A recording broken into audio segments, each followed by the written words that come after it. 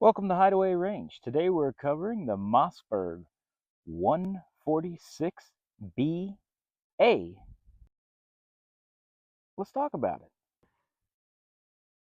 So Mossberg introduced the 146A line in 1949, and they continued to make the 146, I believe, up until the early 1970s. This specific model has a manufacture date between 1954 and 1957. And we can tell that because the earlier designs had a different bolt. They had a T-bolt. They didn't have this globe style bolt. Later 1950s, they put a checkered finish on the walnut stock. See this? But this has three different types of flip-up sights. The first one is your normal post sight. This one up by itself is the post sight that has, you can tell, it's a post sight that has like a little lollipop on top.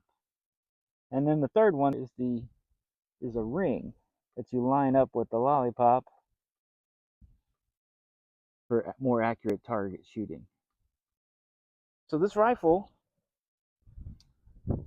feeds with a tube magazine. You see it there. You open up the tube and it'll hold 30 22 shorts or 20 22 long rifle. And this, of course, fires from a bolt action design. And taking a look at the descriptions here, it says OF Mossberg Sons Incorporated, New Haven, Connecticut, USA, 146B-A, in 22 short or long rifle.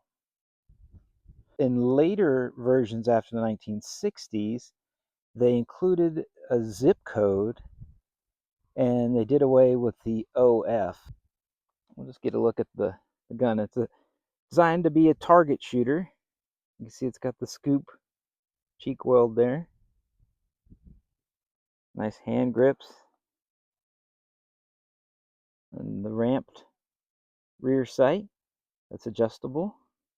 Usually find a serial number somewhere around here on the trigger guard. This one does not have a serial number, which also puts its manufacture date in the 1950s rather than the 1960s. Thanks for joining us on Hideaway Range.